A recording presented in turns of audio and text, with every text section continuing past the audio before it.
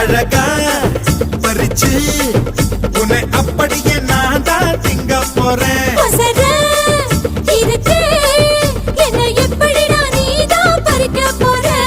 அணிலாக மாறினான் அழகாக தாவினான் அங்கங்க உன்னை கடிக்க போறேன்.